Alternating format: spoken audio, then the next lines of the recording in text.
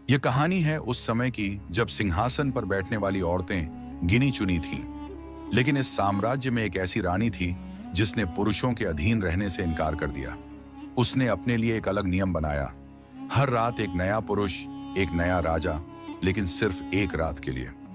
रानी मालिनी सौंदर्य और क्रूरता का संगम। उसका राज्य विशाल था, लेकिन उससे भी विशाल थी उसकी इच्छाएं। सत्ता, सुख और पुरुष उसकी जिंदगी के शौक थे।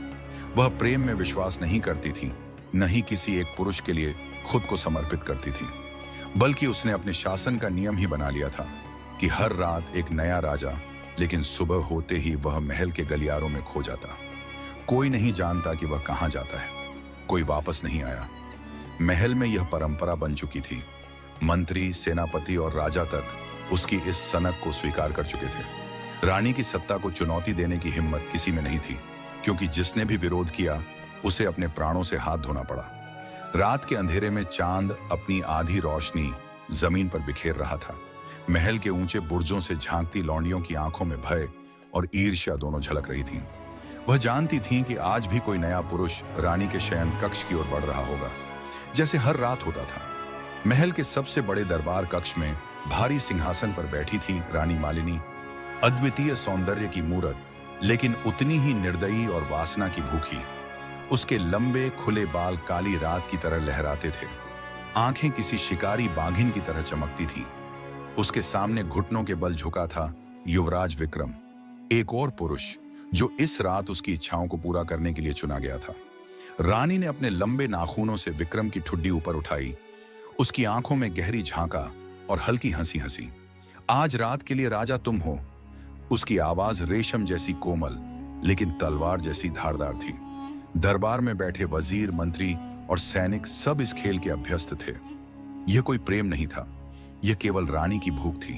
हर रात वह किसी नए पुरुष को अपने कक्ष में बुलाती थी और अगली सुबह वह बस एक और नाम बनकर रह जाता था। विक्रम जानता था कि यह एक सम्मान है, लेकिन वह यह भी जानता था कि यह रानी की क्रूरता का प्रतीक है, क्योंकि रानी किसी एक पुरुष की नहीं होती थी, बल्कि हर पुरुष उसकी एक रात की जागीर मात्र था। विक्रम ने एक पल को अपने भाग्य को सराहा, लेकिन अगले ही पल उसकी रूह कांप गई, क्योंकि वह जानता था कि जब तक यह रात खत्म होगी, वह भी उन अनगिनत पुरुषों की तरह बस रानी के भोग का एक और टुकड़ा बन चुका होगा। महल के गलियारों में रेशमी पर्दे लहरा रहे थे और हवा में चंदन और केसर की सुगंध घुली थी। दासियां धीमी चाल से चलती, लेकिन उनकी नजरें झुकी रहती। कोई भी सीधे रानी की आंखों में देखने का साहस नहीं करता था। और जब दरवाजे बंद हुए तो पूरा महल जानता था कि रानी मालिनी की भूख एक बार फिर किसी पुरुष को निगलने वाली थी। शयन कक्ष में रेशम के पर्दे लहराते थे। मोमबत्तियों की हल्की रोशनी में रानी का रूप किसी अप्सरा की तरह दमक रहा था। उसकी आंखों में एक अजीब सी चिंगारी थी, एक ऐसी आग जो बुझती नहीं थी, बल्कि हर रात और तेज हो जाती थी। विक्रम हिम्मत जुटाकर रानी की ओर बढ़ा। उसके मन में एक अजीब सा डर था, लेकिन वह जानता था कि आज की रात उसके भाग्य में लिखी जा चुकी थी। रानी ने उसे अपनी ओर खींचा और धीमे स्वर में बोली, तुम्हें पता है कि मैं क्या चाहती हूं विक्रम? विक्रम ने सिर हिलाया, लेकिन कुछ कह नहीं पाया। रानी मुस्कुराई, मैं चाहती हूं कि यह रात खत्म ही ना हो, कि मेरी प्यास कभी ना बुझे। लेकिन हर पुरुष की एक सीमा होती है, और जो उस सीमा से परे जाने की कोशिश करता है वह सुबह तक जीवित नहीं रहता। विक्रम का शरीर सिहर उठा। क्या इसका मतलब था कि पिछले सभी पुरुष? रानी ने उसे और पास खींचा। उसकी सांसें विक्रम के चेहरे पर महसूस हो रही थीं। उसकी आंखों में एक अलग ही नशा था, एक ऐसी आग जिसे बुझाने के लिए हर रात एक नए पुरुष की जरूरत पड़ती थी। बाहर महल के गलियारों में पहरेदार खड़े थे, लेकिन किसी को इस शयन कक्ष में झांकने की हिम्मत नहीं थी। हर कोई जानता था कि रानी की प्यास पूरी करने की कोशिश में कई पुरुष अपनी जान गंवा चुके थे। विक्रम के माथे पर पसीना आ गया, लेकिन उसके पास कोई और रास्ता नहीं था। उसने खुद को रानी के हवाले कर दिया। शयन कक्ष की मध्यम रोशनी में विक्रम खड़ा था, लेकिन उसके पैर जैसे जड़ हो चुके थे। सामने खड़ी रानी मालिनी की आंखों में एक अजीब सा आकर्षण था, एक सम्मोहन जो किसी को भी अपने जाल में फंसा सकता था। लेकिन विक्रम जानता था कि यह सिर्फ वासना नहीं थी, यह कुछ और था, कुछ ऐसा जो अब तक किसी ने समझने की कोशिश नहीं की थी। महल के गलियारे वीरान थे। दासियां पहले ही अपने कक्षों में लौट चुकी थीं। पहरेदारों को आज्ञा थी कि इस समय कोई भी इस हिस्से में न आए। ये रानी का नियम था, जिसे तोड़ने का साहस कोई नहीं करता था। और आज रात इस महल में एक और पुरुष था जो रानी की इच्छाओं को पूरा करने के लिए चुना गया था। विक्रम को यह सम्मान मिला था, लेकिन यह सम्मान था या शाप, यह अब तक कोई नहीं जानता था। महल में तरह तरह की अफवाहें थीं। कुछ कहते थे कि रानी की इच्छाओं को पूरा करने के बाद पुरुषों को भारी इनाम देकर छोड़ दिया जाता है, जबकि कुछ का कहना था कि कोई भी पुरुष जिसने रानी की रात का हिस्सा बनने की हिम्मत की, वह दोबारा कभी नहीं दिखा। विक्रम ने हल्की आवाज में कहा, महारानी, मैं आपका सेवक हूं। रानी मुस्कुराई। उसकी मुस्कान में एक अजीब सा भाव था, जैसे कोई शिकारी अपने शिकार को देखता हो। उसने विक्रम की ओर कदम बढ़ाए और धीरे धीरे उसके चेहरे को अपने नाखूनों से सहलाया। उसकी आंखों में लालसा थी, लेकिन उसके होंठों पर एक राज छिपा था। सेवक नहीं, विक्रम, उसने फुसफुसाकर कहा, आज की रात के राजा हो तुम, लेकिन याद रखना, यह राजपाट सुबह होते ही खत्म हो जाएगा। विक्रम के भीतर अजीब सी बेचैनी थी। क्या इसका वही मतलब था जो वह सोच रहा था? रानी धीरे धीरे विक्रम की ओर करीब आई। उसकी सांसें गर्म थीं और उसकी आंखों में एक ऐसी आग थी जो किसी को भी जला सकती थी। उसने विक्रम का हाथ पकड़कर उसे अपने करीब खींचा। विक्रम ने एक गहरी सांस ली। वह जानता था कि उसके पास कोई दूसरा रास्ता नहीं था। उसने अपने हाथ रानी की कमर के इर्द गिर्द लपेटे और उसे अपनी ओर खींच लिया। रानी ने हल्की मुस्कान दी, लेकिन उसकी आंखों में कुछ ऐसा था जो विक्रम को बेचैन कर रहा था। क्या तुम डर रहे हो विक्रम? रानी ने फुसफुसाकर पूछा। विक्रम ने सिर हिलाया। नहीं महारानी। रानी ने उसकी ठुड्डी को ऊपर उठाया। झूठ मत बोलो, मैं तुम्हारी धड़कनों को सुन सकती हूं। तुम्हें पता है कि सुबह क्या होगा, है ना? विक्रम की सांसें तेज हो गईं। वह कुछ बोलना चाहता था, लेकिन उसके शब्द गले में अटक गए। रानी मुस्कुराई और धीरे धीरे अपने होठों को विक्रम के होठों के करीब लाने लगी। रात धीरे धीरे बीत रही थी। विक्रम और रानी के बीच जो कुछ भी हुआ वह किसी को पता नहीं था। लेकिन जैसे जैसे रात गहरी होती गई, महल के बाहर खड़े पहरेदारों की आंखों में चिंता झलकने लगी। एक पहरेदार दूसरे से फुसफुसाया, क्या तुम्हें लगता है कि यह आदमी भी पिछले लोगों की तरह गायब हो जाएगा? दूसरे ने सिर हिलाया। मुझे नहीं पता, लेकिन अब तक कोई भी बच नहीं पाया है। महल में काम करने वाली कुछ दासियां भी इस रहस्य से वाकिफ थीं। वे जानती थीं कि हर रात रानी के पास एक नया पुरुष जाता था, लेकिन कोई भी अगली सुबह जीवित नहीं देखा गया। कुछ ने कहा कि रानी उन्हें मार देती थी। कुछ का मानना था कि वे किसी गुप्त मार्ग से भगा दिए जाते थे, और कुछ का कहना था कि वे किसी जादू के प्रभाव में आकर खुद गायब हो जाते थे। लेकिन असली सच क्या था, यह कोई नहीं जानता था। रात बीत गई। महल की खिड़कियों से सुबह की पहली किरणें झांक रही थीं। दासियां अपने अपने काम में लग गई थीं। पहरेदार सतर्क थे, लेकिन महल के भीतर अजीब सी खामोशी थी। विक्रम कहाँ था? महल के बाहर कुछ सैनिक खड़े थे। उनकी आंखों में बेचैनी थी। वे जानते थे कि सुबह होते ही रानी अपने शयन कक्ष से बाहर आएगी, लेकिन वे यह भी जानते थे कि जो भी पुरुष रात में अंदर गया था वह सुबह तक गायब हो चुका था। महल के कुछ दासियों ने फुसफुसाकर कहा, शायद वह भी। रानी धीरे धीरे अपने कक्ष से बाहर आई। उसकी चाल में वही ठहराव था, वही आत्मविश्वास, वही रहस्य, लेकिन उसके चेहरे पर संतोष झलक रहा था। विक्रम का कहीं कोई नामो निशान नहीं था। रानी के चेहरे पर वही मुस्कान थी जो हर सुबह होती थी। उसने अपने दरबारियों की ओर देखा और गहरी आवाज में कहा, दरबार शुरू किया जाए। किसी ने नहीं पूछा कि विक्रम कहाँ है। किसी ने यह जानने की हिम्मत नहीं की कि रात में क्या हुआ। यह महल का नियम था, लेकिन सवाल यह था कि विक्रम गया कहाँ? क्या वह मारा गया? क्या उसे किसी गुप्त मार्ग से बाहर निकाल दिया गया? या फिर कोई और रहस्य था जो अब तक किसी को नहीं पता था? सुबह की पहली किरण महल की ऊंची दीवारों से टकराकर अंदर झांक रही थी। ठंडी हवा महल के गलियारों में सरसराहट पैदा कर रही थी। पहरेदार अपने अपने स्थानों पर तैनात थे, लेकिन हर किसी के मन में एक ही सवाल था, विक्रम कहाँ गया? हर सुबह की तरह रानी मालिनी अपने शयन कक्ष से बाहर आई।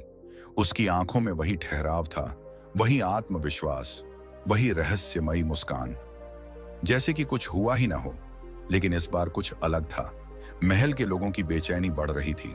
राजसभा के लिए तैयारियां की जा रही थी, लेकिन इस बार कुछ नौकरानी और सैनिक फुसफुसा रहे थे।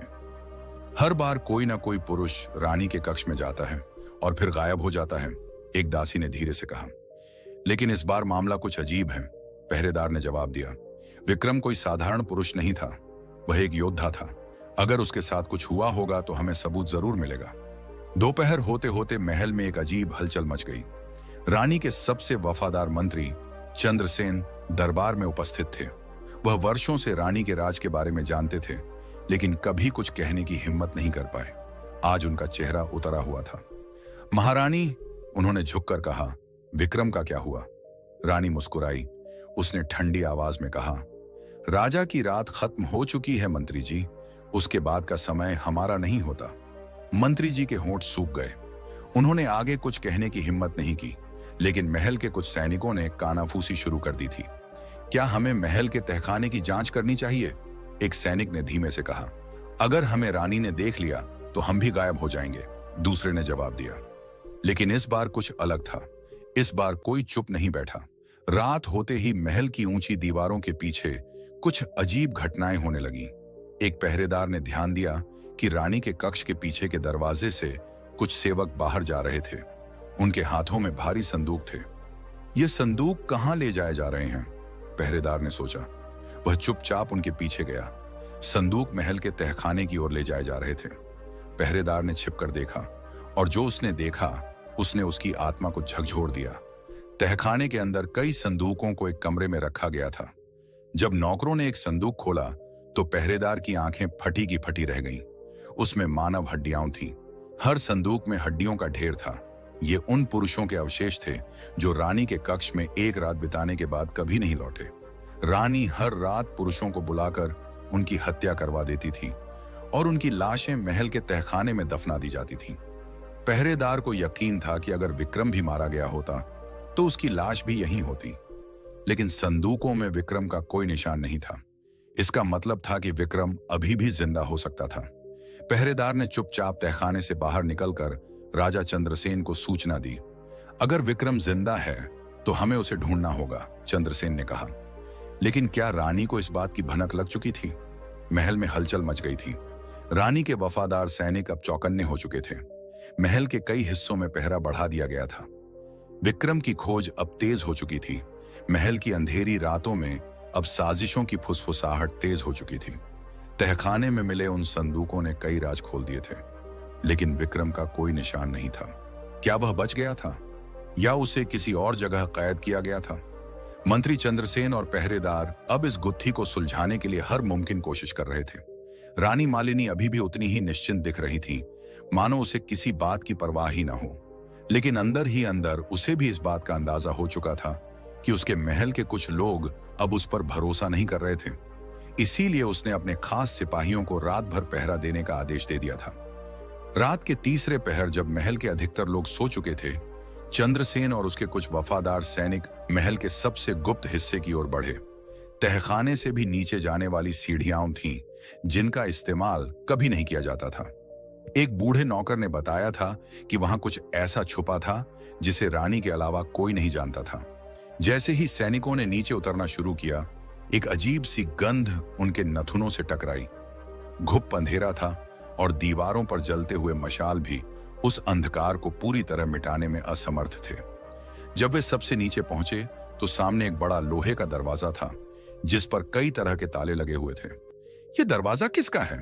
चंद्रसेन ने फुसफुसाते हुए पूछा। यह वही जगह है जहां रानी ने कभी किसी को आने नहीं दिया, बूढ़े नौकर ने कहा। मुझे नहीं पता कि अंदर क्या है, लेकिन अगर विक्रम जिंदा हुआ तो शायद यहीं होगा। सैनिकों ने ताले तोड़ने शुरू किए और दरवाजा जैसे ही खुला, एक तेज हवा का झोंका अंदर से बाहर निकला। अंदर का नजारा देखते ही सबकी सांसें थम गईं। वहां विक्रम जिंदा था, लेकिन जंजीरों में जकड़ा हुआ। उसका शरीर जख्मी था और वह बमुश्किल अपनी आंखें खोल पा रहा था। विक्रम! चंद्रसेन आगे बढ़ा। विक्रम ने मुश्किल से अपनी गर्दन उठाई। तुम लोग यहां कैसे आए? उसकी आवाज कमजोर थी, लेकिन उसमें वही दृढ़ता थी जो एक योद्धा में होनी चाहिए। हम तुम्हें बचाने आए हैं, चंद्रसेन ने कहा। रानी के काले खेल का पर्दाफाश होने वाला है। लेकिन तभी एक जोरदार ठहाका गूंजा। ये रानी मालिनी की हंसी थी। वह अपने कुछ सैनिकों के साथ दरवाजे पर खड़ी थी। उसकी आंखों में एक क्रूर चमक थी। तुम लोग वाकई समझते हो कि मुझे हराया जा सकता है? उसने हंसते हुए कहा। विक्रम को यहां से निकालना आसान नहीं होगा, और अगर किसी ने मुझे धोखा देने की कोशिश की तो उसकी लाश भी उन हड्डियों के ढेर में शामिल हो जाएगी। सैनिक पीछे हटने लगे, लेकिन चंद्रसेन ने तलवार निकाल ली। अब बहुत हो चुका रानी, तुम्हारे हर गुनाह का हिसाब अब यही होगा। रानी ने ठंडी निगाहों से चंद्रसेन को देखा। अगर तुम मुझसे लड़ना चाहते हो तो आओ, लेकिन याद रखना, मैं हारूंगी नहीं। महल के अंधेरे तहखाने में तलवारें टकराईं, चिंगारियां निकलीं। एक तरफ चंद्रसेन और उसके सैनिक थे, दूसरी तरफ रानी के वफादार सिपाही। विक्रम अब भी बेड़ियों में जकड़ा हुआ था, लेकिन उसकी आंखों में एक नई चमक थी।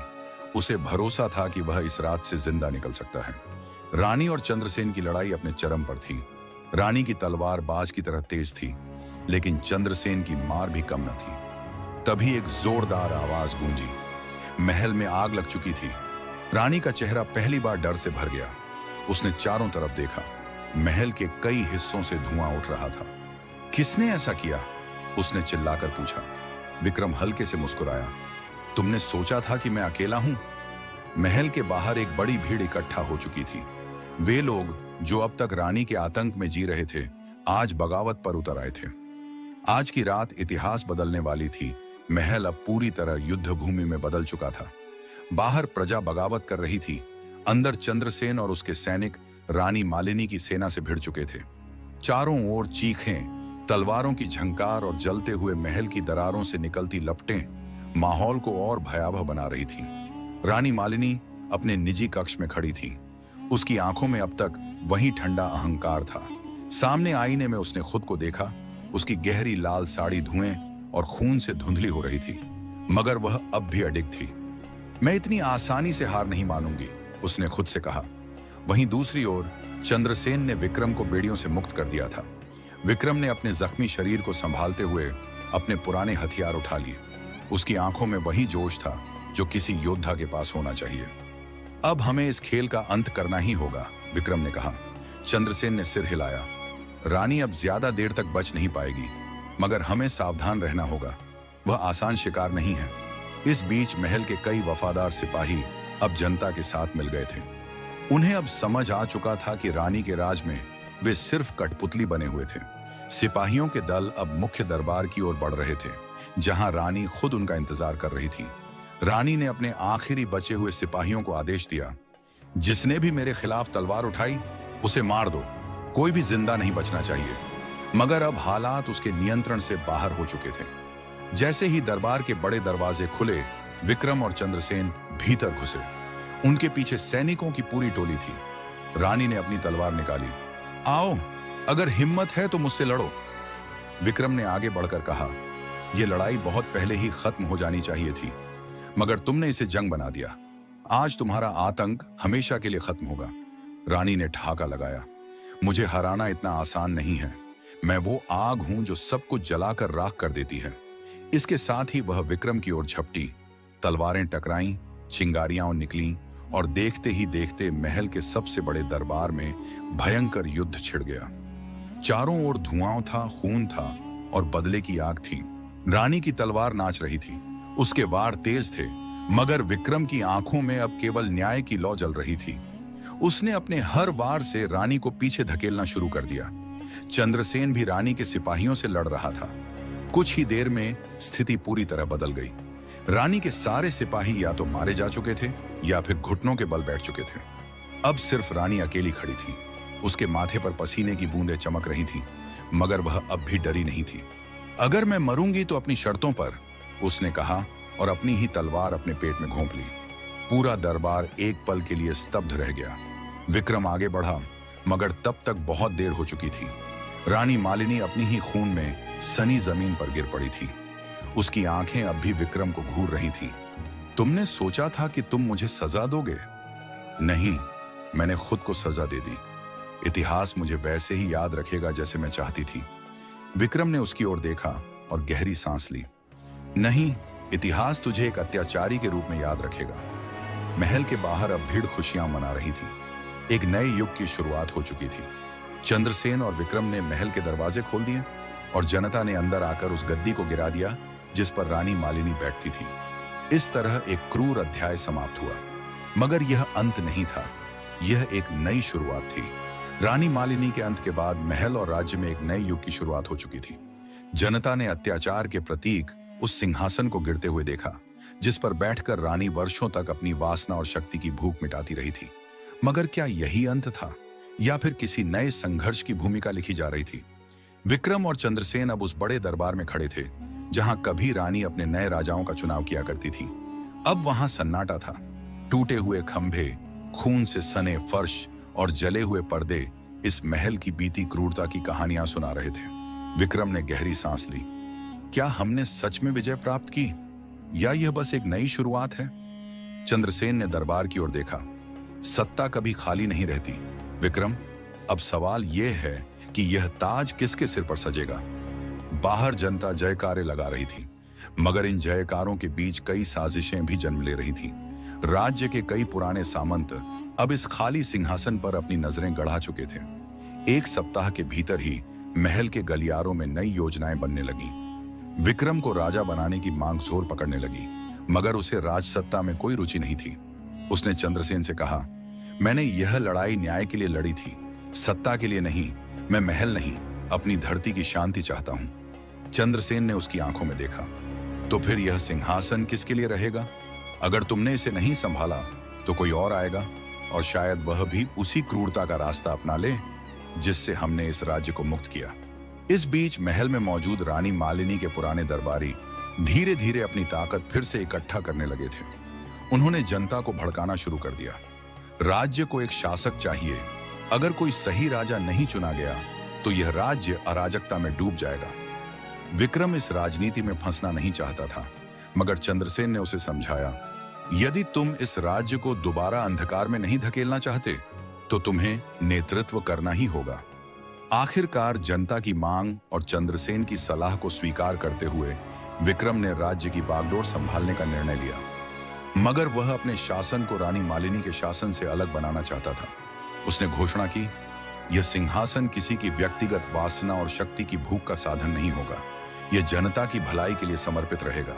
एक नई व्यवस्था लागू की गई, जिसमें राजा की शक्ति को सीमित कर दिया गया। विक्रम ने स्वयं को जनता के सेवक के रूप में प्रस्तुत किया, न कि एक सर्वशक्तिमान शासक के रूप में।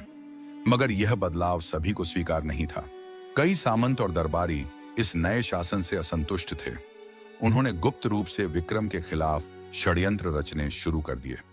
और फिर एक रात जब विक्रम अपने कक्ष में बैठा था, एक नकाबपोश हत्यारा उसके कक्ष में घुस आया। विक्रम सतर्क था। उसने तुरंत अपनी तलवार खींची और उस हमलावर से भिड़ गया। तलवारें टकराईं, मगर अंततः विक्रम ने उसे पछाड़ दिया। जब उसने उस नकाबपोश का चेहरा हटाया तो यह देख वह चौंक उठा। यह कोई और नहीं बल्कि रानी मालिनी का पुराना विश्वास पात्र सेनापति था। तुम्हें लगा कि यह राज्य तुम्हें इतनी आसानी से स्वीकार कर लेगा? सेनापति ने हंसते हुए कहा, यह राज्य हमेशा सत्ता के खेल में उलझा रहेगा। तुम्हारी नैतिकता ज्यादा समय तक इसे बचा नहीं पाएगी। विक्रम ने उसकी बातों को अनसुना करते हुए उसे बंदी बना लिया, मगर उसे एहसास हो चुका था कि यह अंत नहीं था, यह सिर्फ एक नई यात्रा की शुरुआत थी। महल में षड्यंत्र अब भी जीवित थे, मगर विक्रम और चंद्रसेन ने मिलकर एक मजबूत प्रशासन खड़ा किया। जनता के बीच न्याय बहाल किया गया और राज्य को एक नई दिशा मिली। मगर इतिहास हमें यह सिखाता है कि सत्ता की भूख कभी खत्म नहीं होती। सिंहासन खाली नहीं रहता। यह तो सिर्फ एक और अध्याय की समाप्ति थी, एक और कहानी की शुरुआत से पहले। निष्कर्ष, सत्ता की भूख कभी समाप्त नहीं होती, यह बस नए खिलाड़ियों के साथ दोहराई जाती है। विक्रम ने न्याय की राह चुनी, लेकिन समझ गया कि सही नेतृत्व के बिना राज्य फिर से अराजकता में चला जाएगा। अंततः इतिहास ने साबित किया कि सत्ता का असली मूल्य तभी है जब वह प्रजा के हित में हो।